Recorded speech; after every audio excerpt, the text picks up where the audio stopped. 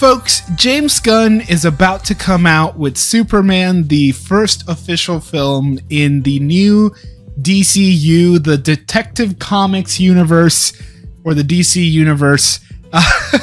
But essentially, we are kicking off another cinematic universe based on superhero comics, and we have a ton of iconic and massive characters, some so good intellectual property that is just sitting there waiting waiting to be used. Man, what a bitter take I'm having here.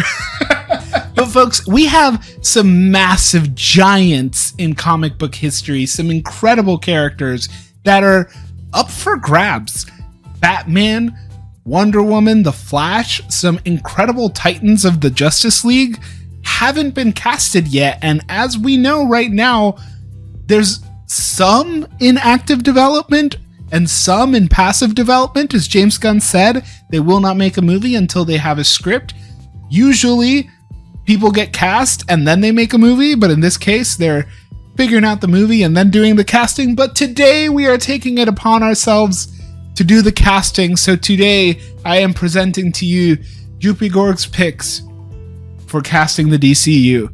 Now, in this presentation, I have gathered a handful of characters that I can predict are coming to the DC universe soon.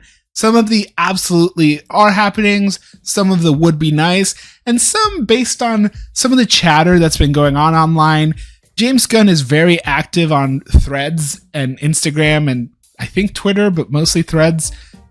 He's responding to people everywhere, letting them know what's coming. And so we have a semi-decent idea of what's coming down the pipeline. So based on that, we made some guesses. And why not get into it with one of the biggest in all of DC, the man himself, Batman.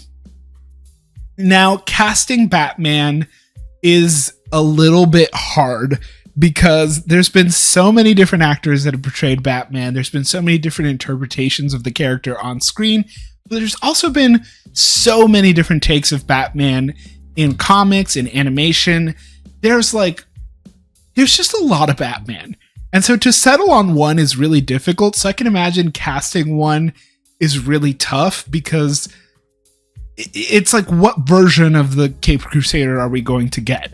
And so going off of what we can expect, which is, Brave and the Bold, we have a movie announced where Batman is going to be partnering up with his son, Damian Wayne, as a Robin. And so we know we have an older Batman who is still kicking and can stand up to David Cornsweat's Superman and match his, gravitas while being a human being versus a Kryptonian. So, a very popular fan cast for Batman, and one that comes up pretty often, is Alan Ritchson. Most notably playing Jack Reacher right now on Amazon Prime. Alan Ritchson also portrayed Aquaman in the CW, not in the CW Arrowverse, but all the way back in Smallville. So Alan Ritchson is not new. He's my Aquaman. Yes, sir. Yes, sir. Okay, we got to pull up a picture. We got to pull up a picture of Alan Ritchson Aquaman. Not just because it's funny, but because, man, what a different era this was, huh? What a different era. Look at him. This is our Aquaman. This boy got beefier, let me say. Alan Ritchson is a very popular fan cast for Batman.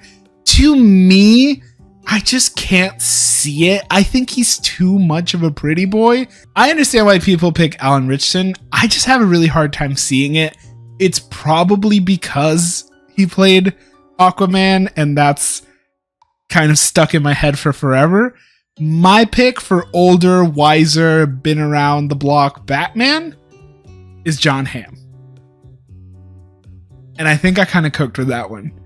I think he's got the face He's got the build for a Batman. He probably needs to hit the gym a little bit before this one. I'm not saying he's out of shape, but I'm saying you got to be in Batman shape.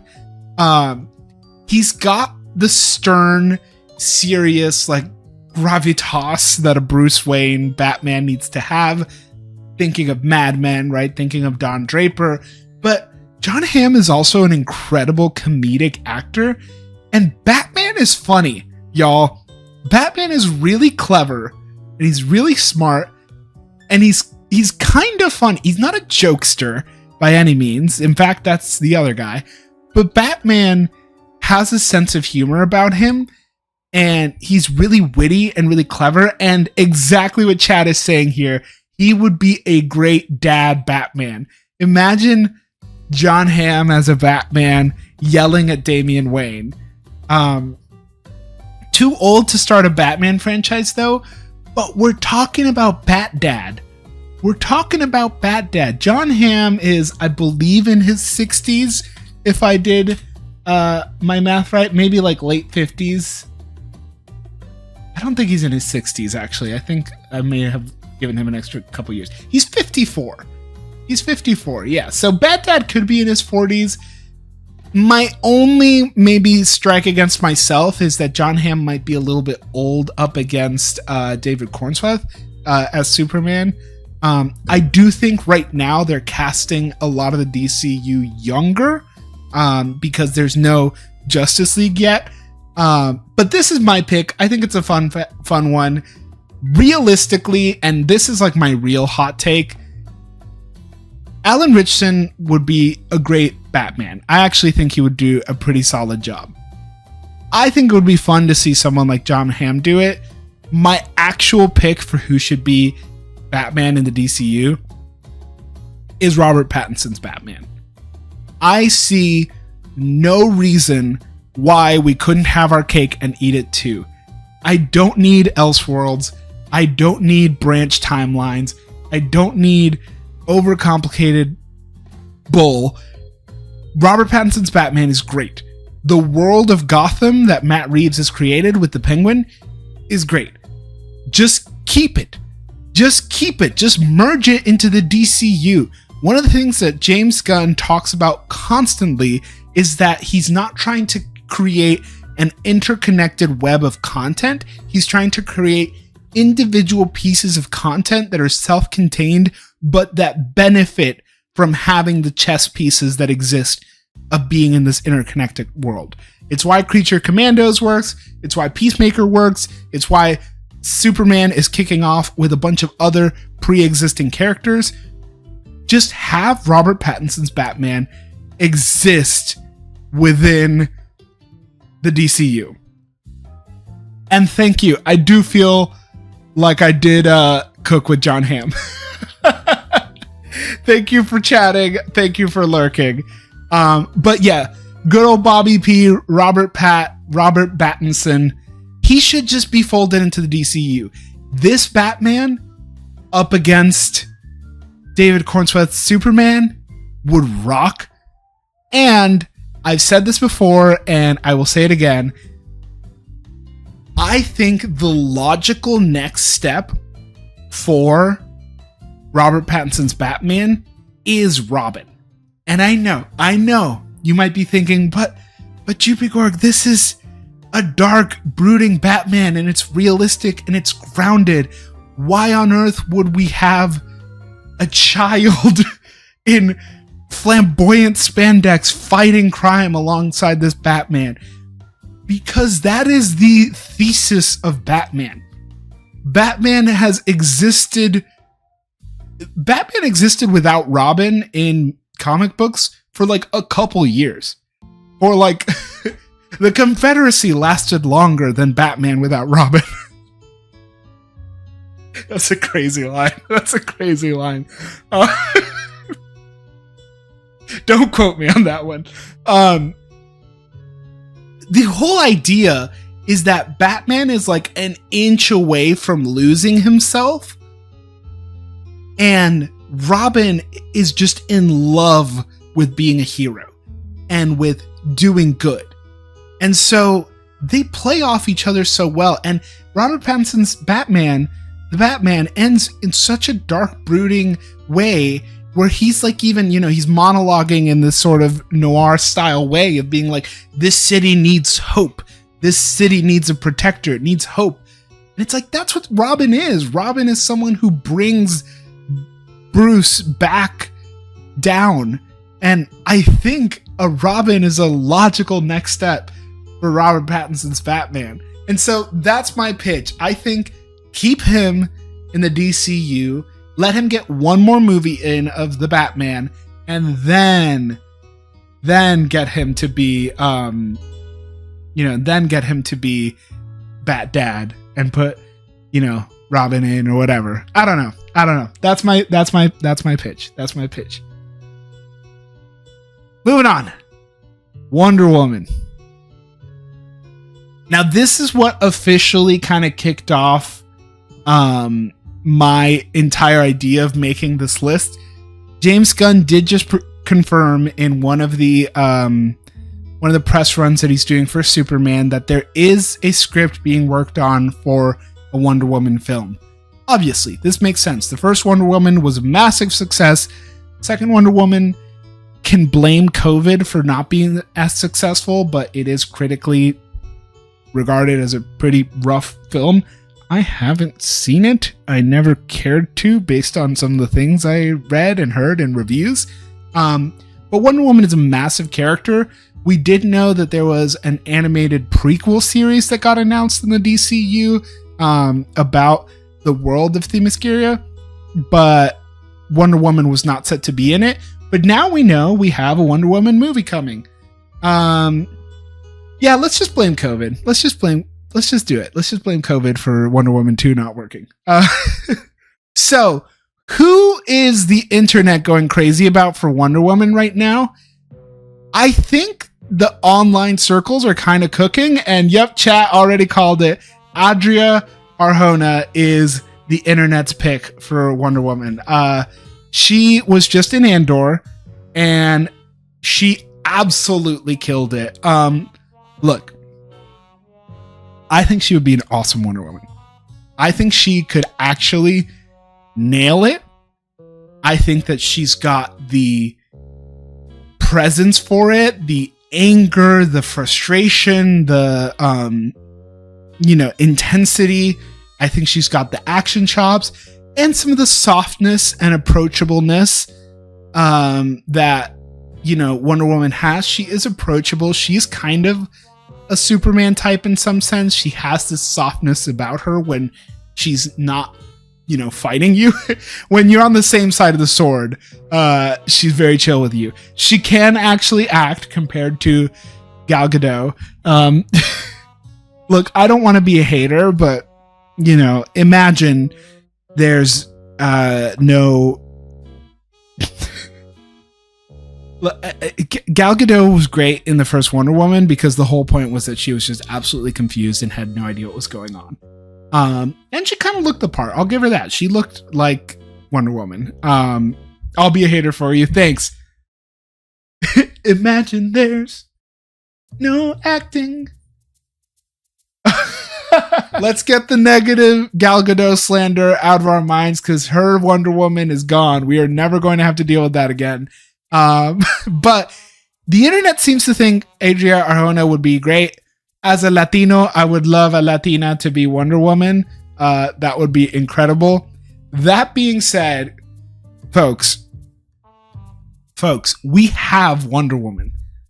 There is an actual Wonder Woman who can act, who looks the part. The person who would actually kill it is Wonder Woman. Katie O'Brien. Guys, Katie O'Brien is right there.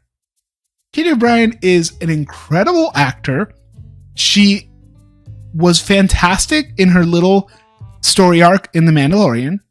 She was incredible in the indie film Love Lies Bleeding. Katie O'Brien held toe-to-toe with Tom Cruise in Mission Impossible Final Reckoning.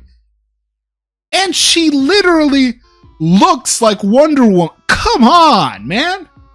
That's Wonder Woman. I let this Wonder Woman save me, right? She looks the part. She's actually an incredibly talented actor. She's shown up in Ant-Man Quantumania. She showed up in Mission Impossible. She's in The Mandalorian. She's got a lot of other small parts here, but she's also like actually an extremely talented actor. She is ripped. She's massive. She looks like an Amazonian. Yeah, we would all be happy to have her kick our ass. Katie O'Brien is an excellent choice for Wonder Woman. I think she would be incredible. Also, Katie O'Brien is a queer person, and a queer person playing Wonder Woman would also be really cool. So I would give up my Latino pride to, have a different sort of pride win in this sense. So my pick for Wonder Woman is Katie O'Brien. The internet's pick is Adria, and I think that's a good one. But come on, guys. It's Katie O'Brien. It's gotta be. It's gotta be. And her standing next to David's Superman, come on. It's perfect. I think they're the same height. It would be perfect. All right, moving on. Now, I had a really, really, really tough time. I actually really loved Grant Gustin's Flash. Grant Gustin played the Flash on the CW for like 9 seasons and hundreds of episodes and crossovers. And I really loved his interpretation of the character. I also recognize that there's a big divide in the comic book community between who the better Flash is. The Flash is a complicated character that, unlike Batman, there's really only been like one Batman. There's been periods, but it's mostly Bruce Wayne who's Batman. The Flash has been a couple different characters. He's been Barry Allen, he's been Wally West, he's been Jay Garrick. But the superhero fan community, DC fans, are really split between Wally West and Barry Allen. Barry Allen is the version of the Flash that we got in the CW. Barry Allen is the version of the Flash that we got in Ezra Miller's Flash, although he was they were not a good Barry Allen. Outside of all the terrible things they did in their real life, outside of being an actor, Ezra's interpretation of Barry Allen, I was not a fan of at all. And so I have a couple picks here for the Flash. Some that could be Barry Allen, who would be a slightly older Flash, and some that would be Wally West, who's a younger Flash. Personally, I would love to see a Wally West. If we got any 90s or early 2000s babies in here, Justice League Unlimited, or the Justice League animated series that we grew up with, that was Wally West. That version of the Flash. Now, my first pick for the Flash is Jack Quaid. Look, he's got the face, he's got the smirk, he's got the attitude, he's so wholesome. Jack Quaid is already involved with DC. Jack Quaid actually voices Superman in the animated series My Adventures with Superman.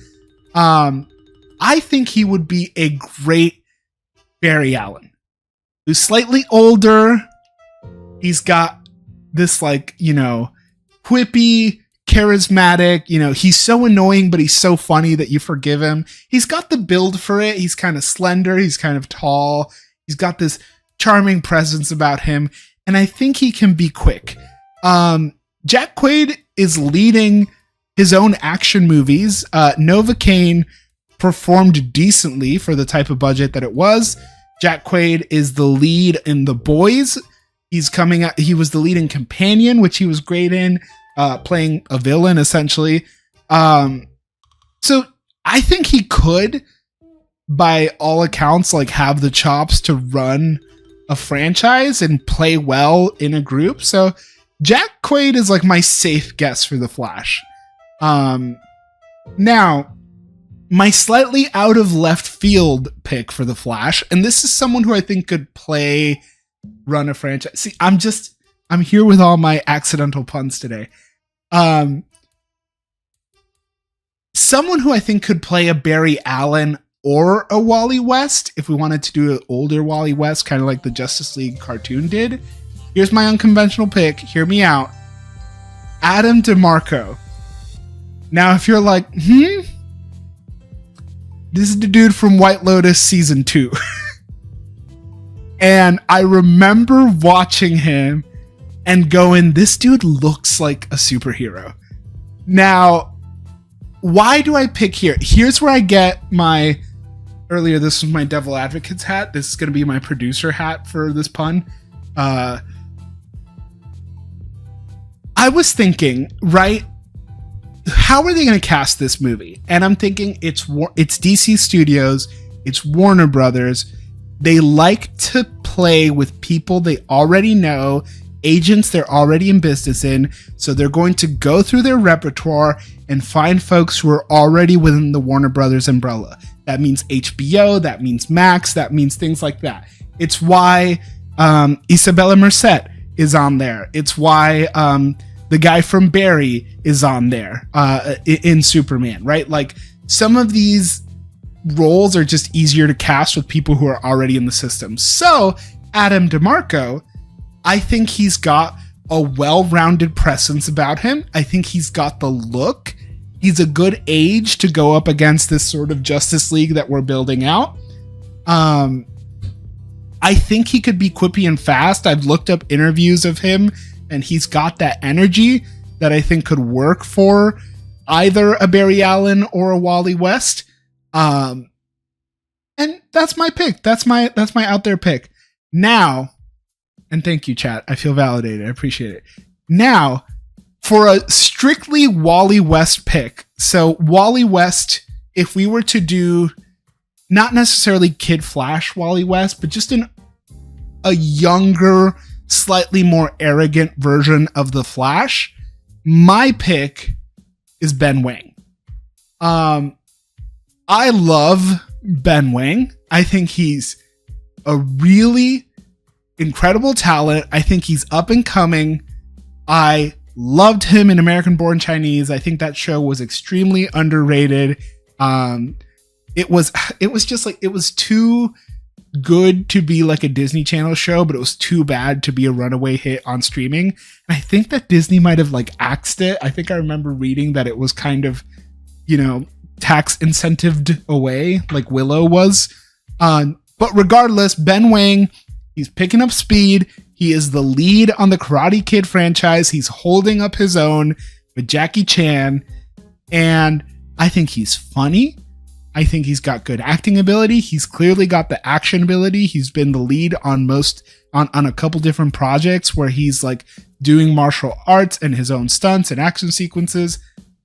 I think he would be a great Wally West.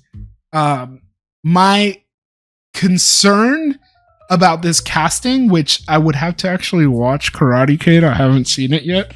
My only concern about this casting is that Wally West needs to be someone who can like beat you over the head with his arrogance.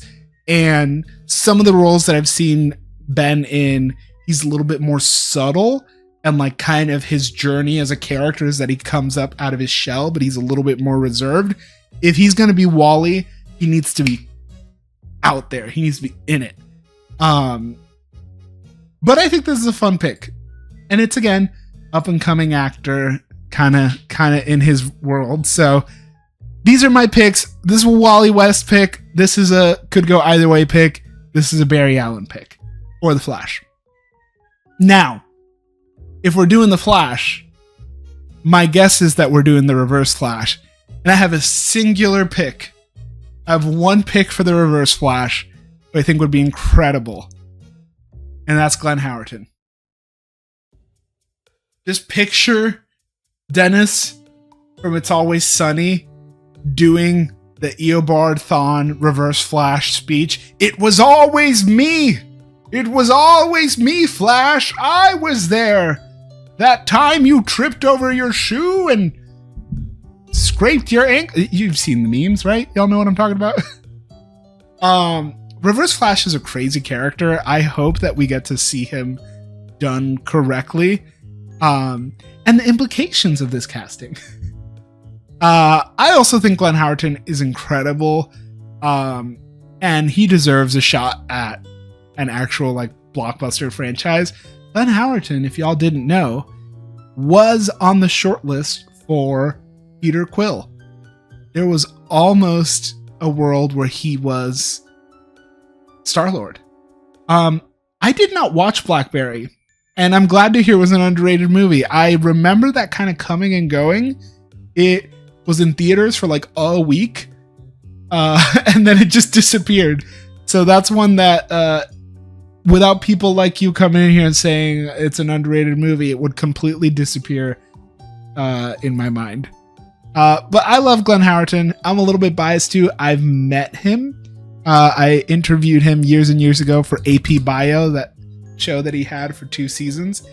Very, very nice fella. Very polite guy. Domhnall Gleeson would be a good reverse. Yeah, I could see it. Actually, no, that's a pretty good pick. I could see it for sure. That General Hux, like, angry neck that he does. Now I'm building up my Justice League here. Martian Manhunter. I kind of went back and forth, and I was trying to figure out, do we want like an older, more established actor? Because like really it's going to be mostly a voice. But then I was like, no, like part of the thing with Martian Manhunter is that like when he's John Jones, like he's usually portrayed as a person of color, as a black person specifically. And it's kind of like a duality of like, you know, being an alien versus being, you know, a person of color in America. And there's all this kind of stuff with his story that's a little bit fascinating. So I was like, no, let's cast like someone who could play him and let's match the youth that we're targeting with some of these other characters. And so kind of randomly, I came to David Oyelowo. This is an Oscar nominated actor who kind of like, his career kind of disappeared a little bit, and I mean this with all due respect. I do think he's incredibly talented, but he didn't really have the explosion that you would imagine someone would have after portraying an incredible... he was nominated for playing Martin Luther King Jr., and then didn't have a lot from there. He did lead the Cloverfield Paradox, which is kind of where I came to, because I was thinking this worked in like sci-fi space and could maybe be, bring a gravitas and a presence in it. And so David Oyelowo came to mind. I thought he was really good in that sort of environment as a lead character. He also plays I forget what the term is. I think it's a sheriff on Silo. I've only seen the first season of Silo. But David Oyelowo plays a detective character in that show, or a sheriff character in that show. So he's got like that presence of like, you know, protector, etc. He's an incredible actor, so I think he would be able to nail, the story of Martian Manhunter. And plus, I think he needs a win. I think he needs his blockbuster explosion in a Justice League movie, because I'm so sick of this trend where actors of color get nominated for Oscars or even win Oscars and then just disappear. Throwback to Mahershala Ali still not having his Blade movie 6 years later. This shit happens all the time, and I really wish it didn't. But I think he would be a fantastic Martian Manhunter. Moving on. Okay, we're going to get into the Bat family a little bit here. This was a lot of fun. This was a lot of fun to figure out. Now, we know that there's going to be... James Gunn has announced that there's going to be a Batman movie with Damian Wayne as Robin, which is great. That kind of father-son mentality is interesting. Forcing a Robin onto Batman because it's his son is this whole story arc. It's really good, but you cannot have a Batman and a Robin without having Dick Grayson. And the whole story of Dick Grayson being the original Robin and then graduating to becoming Nightwing, it has to happen. You cannot have A without having B. It was difficult to balance age because I didn't know. There's also allegedly a Teen Titans project, or at least a Titans project in the works. So I don't know if Damian Wayne is going to be in the Titans or if it's going to be Dick Grayson. I don't know. In either case, my first pick for Robin Nightwing was Ross Butler. Now, Ross Butler, he was in 13 Reasons Why. He was in Shazam as one of the Shazam siblings. Even I didn't watch the second Shazam, but I just think he's got the look. He's got the look. He's got the face. He's got that. Dick Grayson, especially as an older Dick Grayson Nightwing, is very charming and very like suave. He's kind of got this like James Bond energy about him, but he's a little bit of a goofball, and he's got some trauma. He's got some trauma in there. You don't be the first Robin without coming out of it a little bit broken. I think Ross Butler has the skills for it. I think a lot to his 13 Reasons Why performance as to where some of this came from, but I also think he has the look. I have always kind of pictured Nightwing Dick Grayson as an Asian person. I don't know why. It's just when I read him or saw him in media, I always just pictured him like that. So I thought that was kind of a fun casting component of it too. Mostly, I just think he's got the look, and I'm gonna give him that. Could he lead a film by himself? I don't know, but Nightwing is not going to lead a film by himself. He's going to play supporting to Batman or supporting to the Titans. So, give him some credit there. Now, we know that we're getting a Damian Wayne Robin, which means we're getting a Talia Al Ghul. Now, my guess is it's going to be Talia and Ra's or Raish or Ra's Al Ghul that's going to be the villain. I didn't want to cast a Ra's Al Ghul because I didn't want to rack my brain too hard, but Talia Al Ghul needs to be a very domineering presence who matches up with Bruce Wayne's energy, who speaks to his heart, but is also bloodthirsty killer, essentially.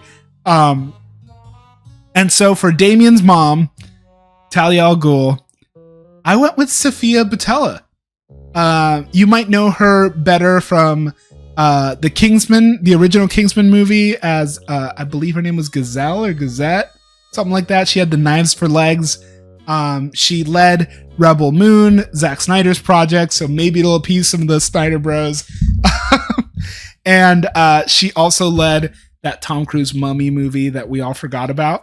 I think she's great. I think she could do a very solid supporting role act, as well as kind of as a villain character as well, because Talia is a villain ultimately. She's got, I think, all the qualities for it, and she's she's North African, I believe, is what her ethnic background is. She's Algerian, like French Algerian. Okay, so she's a little bit of a mix.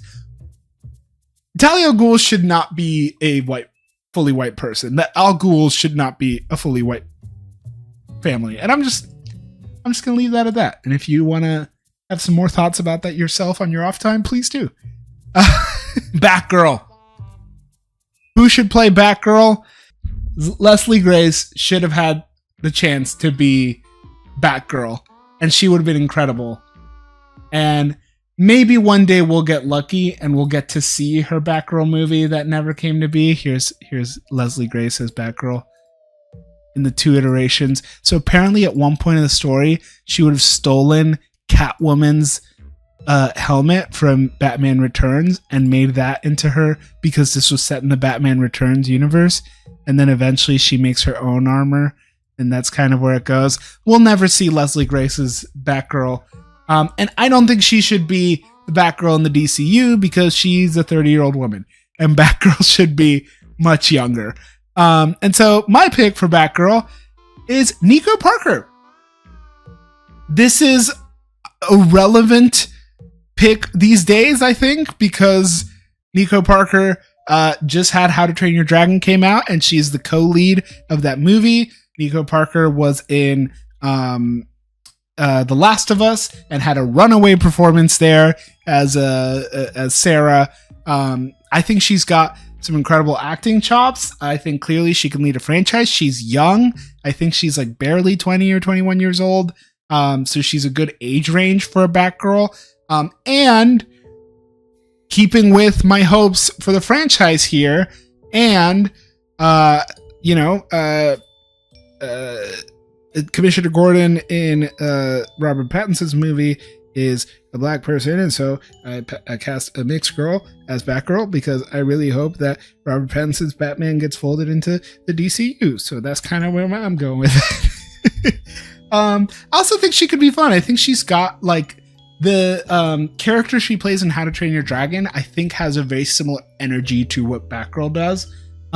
Sophia Lillis is a really good choice as well. I think she could totally do it. She's got the right age. She was really good in It. I really loved her in Dungeons and Dragons. Extremely underrated movie if you haven't seen it. She was the best part of that movie. She would also be an incredible pick, actually. Good pick there. But if she's then Commissioner Gordon, Jeffrey Wright. Sophia Lillis couldn't be Jeffrey Wright's daughter. Always wanted Jeffrey Wright as Lucius Fox. Oh, you're kind of cooking there, actually. You're kind of cooking there. Okay, maybe we do need to restart the Batman in the DCU. All right, Robin Damian Wayne. Getting back to it. So if you remember Robin's Mamacita, I casted Sophia Boutella as Talia Al Ghul. So Damian Wayne, Damian Al Ghul, who should play Robin? I don't know. It should be a kid. It should be some kid. This should be a breakout role. It should be somebody who is hopefully, a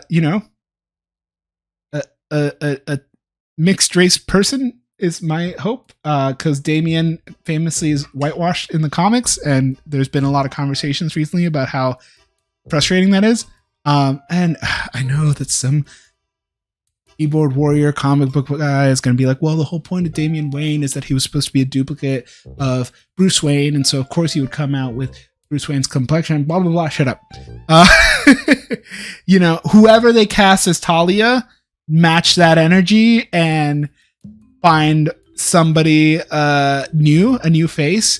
Damian Wayne is like a 12-year-old, which gosh, that's going to be really hard to do. I really hope they do it well. Who matches up with the energy of Batman, who challenges him. He's arrogant. He's super cocky. He's bloodthirsty. He's literally a murderer. He grew up as an assassin. He's a child assassin who just wants to learn how to be a hero. So Damian Wayne, a new face. Let's find someone new. Maybe he's out there right now playing Roblox. Now, James Gunn has seemingly teased that we are finally getting Static Shock on the big screen. My hope / assumption is that Static Shock will probably be folded into the Titans. Again, whether it'll be a Teen Titans or just a Titans, I have picks for both. Would be cool to see Static Shock as his own lead, whether it be a mini series or even an actual film. But I think Static Shock could play really well in an ensemble, so I'd be very curious to see. Now, if we go with the Titans route, and I'm matching maybe Nightwing's age, so we're looking for a little bit older of a Static Shock, I'm going to go with Caleb McLaughlin from Stranger Things, which is impossible for me to wrap my head around Caleb McLaughlin being an older Static Shock, but he's like, he's in his 20s now. He's not a child anymore. And he looks older. I'll give him that. I think he could play young. He could probably play as young as 16, 17. But Static Shock is like a young 20-something, like college-age kid. I also think could be interesting. He's got the look. He's got the attitude, the cockiness that Static Shock could have. And I think he would kill it. Miles Canton is from Sinners would be good too. I really like Miles Canton. He was incredible in Sinners. His voice is way too deep to play a child. He cannot come up with their, hey, how's it going? I'm Static Shock. I'm a high schooler. I just can't buy it. Yes, and Green Apple, this is an excellent point. So I keep talking about how Static Shock would be a great fit in Titans, but I think Static Shock could also be great in any sort of younger ensemble if they wanted to do Titans or Justice League International or like a West Coast team or anything like that. Blue Beetle, Jaime Reyes, the Zola Martina one that they made, is technically DCU canon, I believe. And so his name's not Zola Martinez, is it? I think I made up his last name. Zola Marudena. 2025 Kids' Choice Awards winner. From Cobra Kai and the Blue Beetle film. Blue Beetle would be an excellent addition to the Titans if they did that, or if they just wanted to do a smaller team-up movie.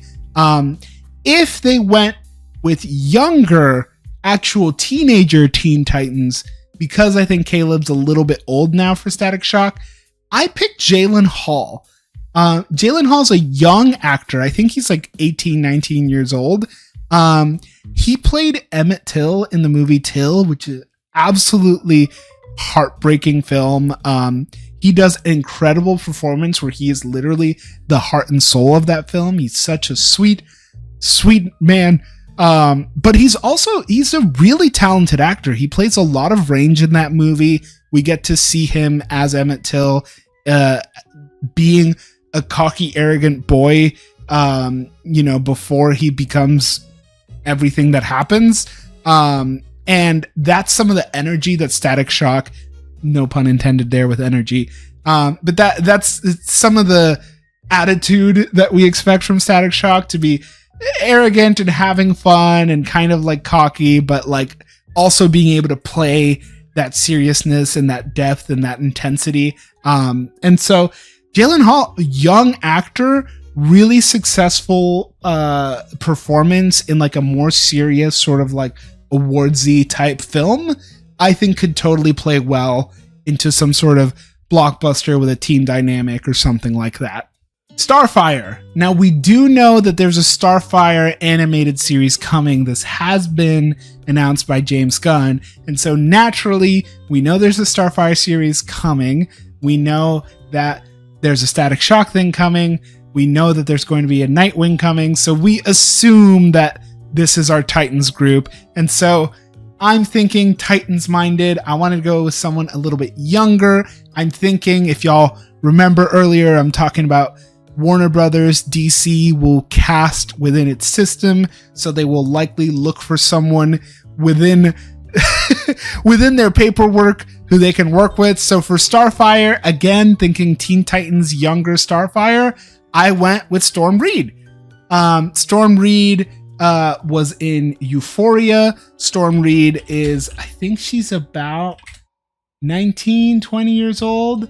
Really talented actor. A Wrinkle in Time, she was the lead in. Wow, that movie was so long ago already. That's crazy.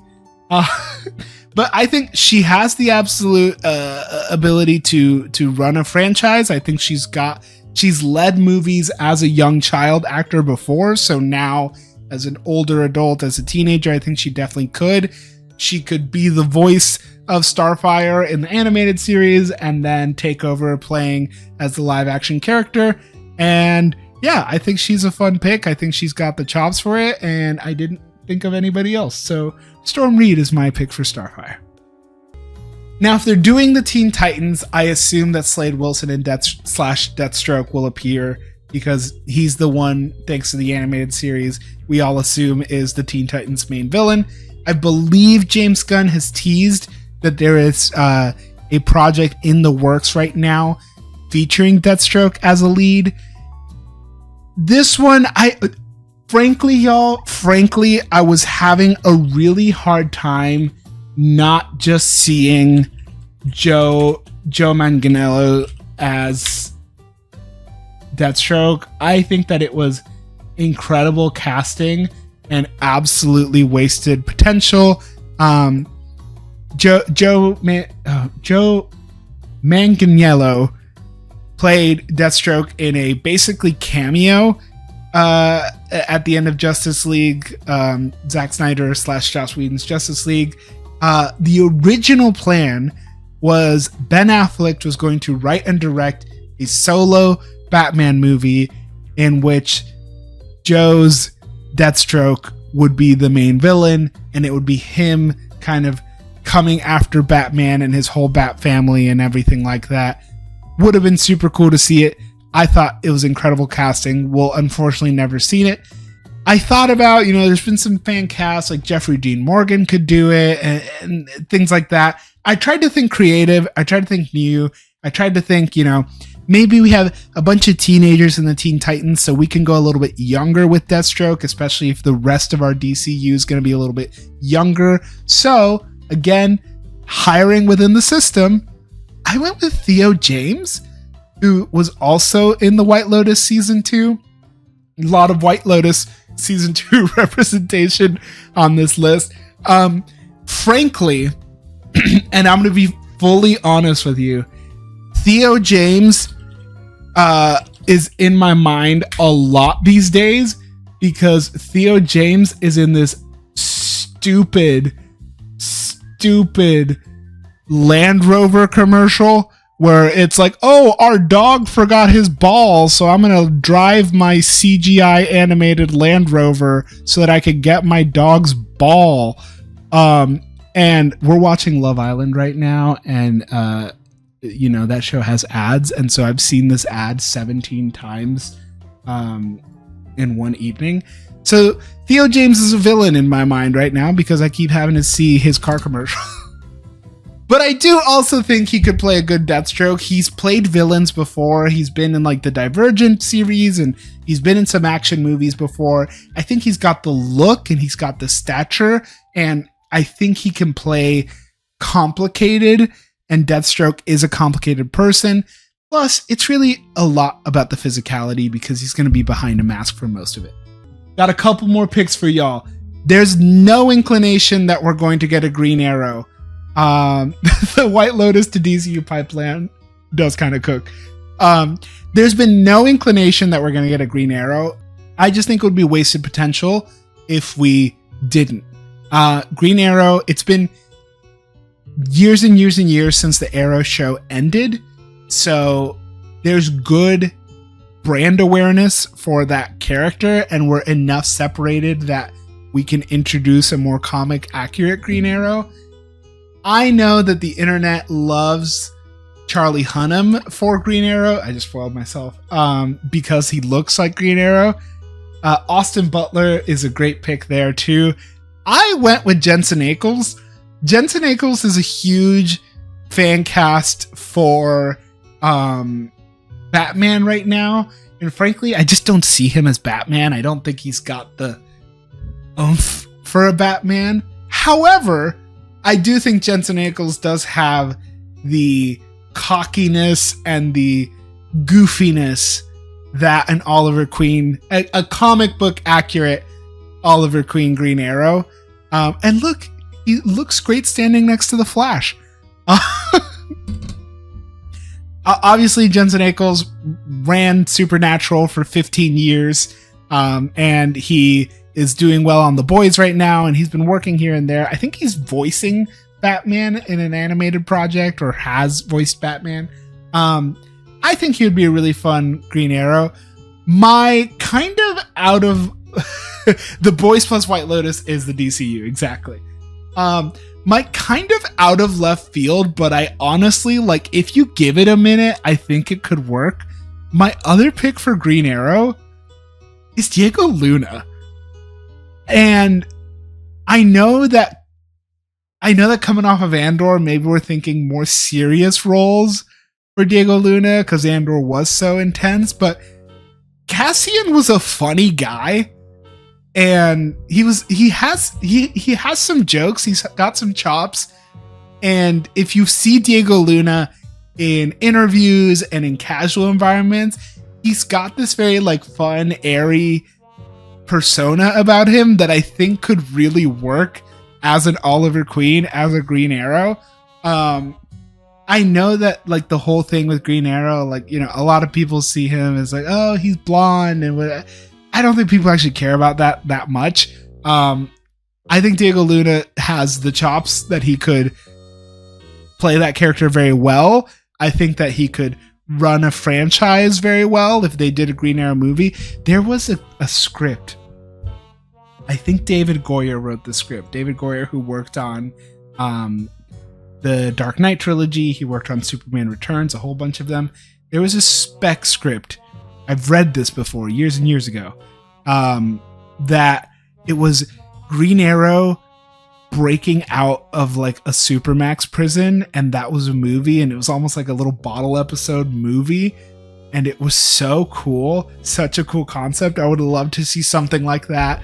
But in either case, Green Arrow, I think, would be a fun addition to the team that's very different. And, you know, give Batman some backup for folks who don't have actual superpowers. Is he too similar to Hawkeye? Kinda, but I think part of what helps Green Arrow is his supporting cast, which is why we also have to cast a Black Canary. If we're going to cast a Green Arrow, we have to have his foil, which is Black Canary. And for me, I had this thought and immediately I couldn't get it out of my head. I think that Journey Smollett did a fine job as Black Canary in Birds of Prey and the Fantabulous Emancipation of One Harley Quinn. Did I nail that title? I think I nailed it. I'm not going to look it up. We're going to say I nailed it. I think she did fine, and it would have been great to, thank you. It would have been great to see her play it out a little bit more, but I got this picture in my head and I couldn't get it out. And then I looked her up and I was like, oh my God, it's perfect. Naomi Scott as Black Canary. Come on. She's doing the canary yell right there. And she had the short blonde hair for Smile too. I think Naomi Scott is an incredible performer. She knocked it out of the park in Smile too. She was Princess Jasmine, so she can be soft and tender. She was in the Power Rangers movie. I think she played an incredible character. I can't remember which Ranger she was. I think she was the pink one. Maybe the yellow one. I can't remember. She played a more complicated character there that had like rugged edges, but also like she was the pink one. Thank you.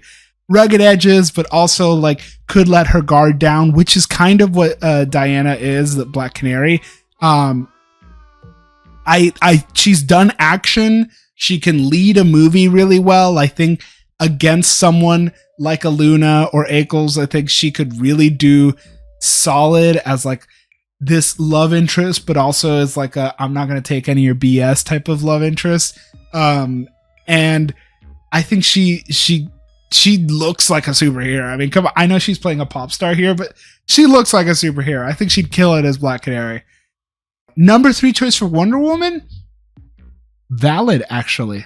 I did also think about Naomi Scott for Batgirl, but I think she's too old for the version of Batgirl that I'm casting. I think Batgirl needs to be like early 20s at max. And no, I think she's graduated and she could do Black Canary. Black Canary becomes such a good mentor character too, especially if you've seen like Justice League Unlimited. But in any case, I have 2 castings left. Booster Gold. We know there's a Booster Gold project coming. James Gunn has mentioned it before, and a lot of folks assume that this role has already been cast because of some set photos, things like that. My money is on the Superman post-credit scene is Booster Gold shows up, and he is played by none other than Kumail Nanjiani. I think it's going to be him. I don't think we have to pretend it's going to be anyone else. I don't think it should be anyone else. If you know anything about Booster Gold, his whole thing is that he's such an ego-crazed person that he literally goes back in time to fake being a hero, and ultimately he finds himself to be a hero eventually. Kumail Nanjiani is perfect for it. I see the criticism of him being a little bit too old. I think he does have the advantage that he does look kind of like agelessly ambiguous, if that makes sense. He doesn't look his actual age, so I think he could play younger.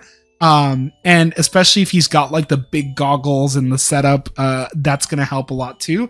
Plus, I think it could be interesting to have Booster Gold be someone who's like middle-aged and a little bit more like not necessarily in his prime, and this could be kind of like his crisis that he's going through. I mean, he's literally going back in time just to pretend to be a superhero.